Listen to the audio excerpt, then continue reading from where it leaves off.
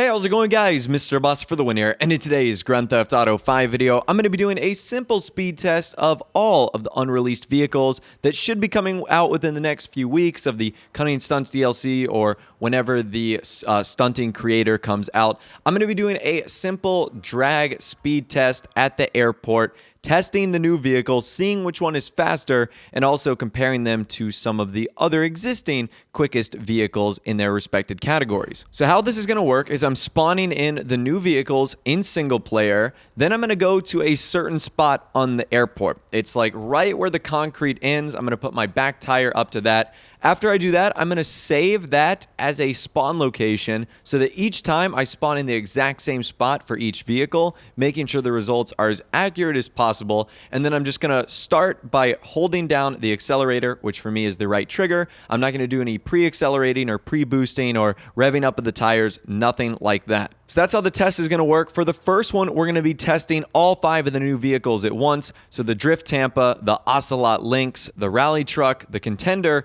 and the Western Cliffhanger. So that is going to be the first test, and it should be pretty interesting. And I was very surprised by the results. So obviously you can see they're racing right now, and I was very surprised to see that the Cliffhanger came in at number 1. It took home the gold. The Ocelot Lynx coming in at 2nd, taking home the silver. The Drift Tampa in 3rd, coming home with the bronze. The Vapid Contender in 4th.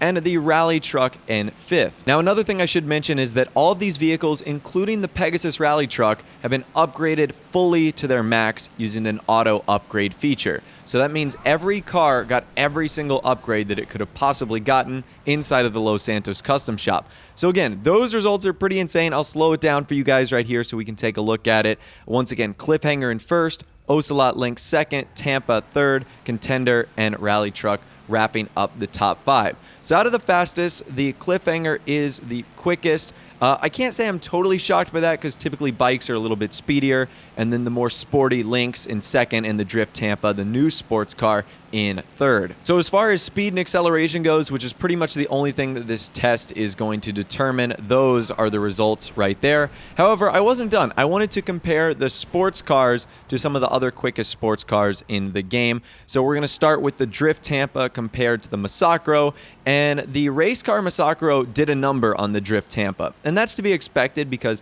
the Drift Tampa isn't supposed to be like a super speed car, but nonetheless, the Massacro race car was much quicker than the Drift Tampa.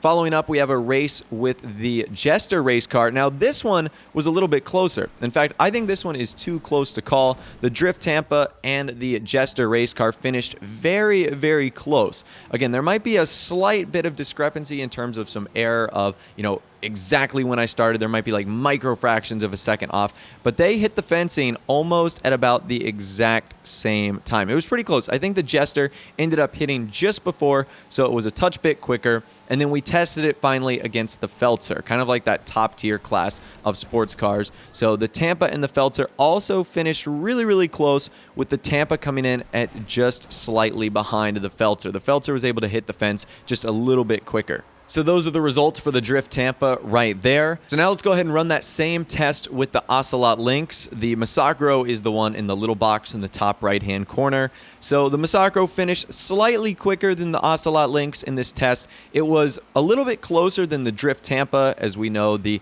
Tampa is slower than the Lynx. But the results were still pretty definite that the Massacro race car was indeed the quicker of those two vehicles, reaching the fencing and reaching the end of the runway first. We followed up that test with the Lynx and the Jester, and this one was extremely close. So this should give you a pretty good idea of maybe where the Lynx is going to stand in terms of how it performs. I mean, it was nearly identical to the Jester race car in terms of where they hit the end of the concrete and then hitting the fence.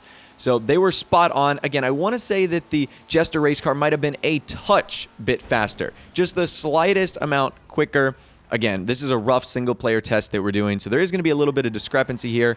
And then finally, last but not least, we did the Lynx versus the Feltzer, and exact same results. I mean, this one is nearly as close as you can get. I think the Feltzer was once again slightly faster. So for the Lynx, it's going to be slower than the Masako race car, but like right there in terms of speed and acceleration with the Jester race car and the Feltzer. So that's how those two sports cars stack up. And finally, last but not least today, I was so impressed that the Western Cliffhanger finished first. I wanted to test it against the Bati and the Akuma.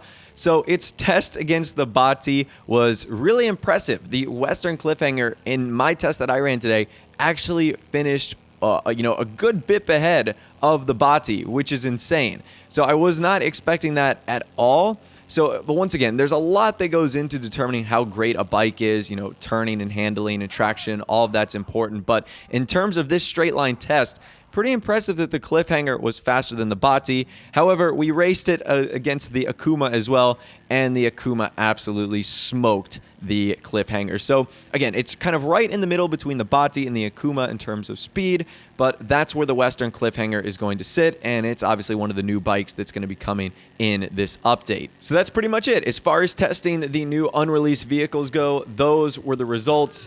Again, Cliffhanger first, Lynx second, Drift Tampa third. You guys saw the results between some of the other sports cars and motorcycles in the game. So I don't expect these to be world burners in terms of just lighting it up on the track, but what I do expect is them for to be slightly competitive in the stunt races. I'm not sure about regular races. I'm sure that the regular sports bikes that we already have in the game will do just fine, and I'm sure the other sports cars in the game, like the Masako race car, the Elegy, the Feltzer, will probably be a little bit of a better choice, but they still look like they can remain competitive. Again, that's just all the information we have to play with so far because we are in single player. But hopefully this video was helpful for you, and hopefully you learned a thing or two. If you did, be sure to drop a like rating on the video. That would be awesome. And also subscribe to my YouTube channel if you are new or you like daily GTA 5 videos like this. With all the way, guys, like I said, thanks for watching. Take care, and I'll see you guys in the next video.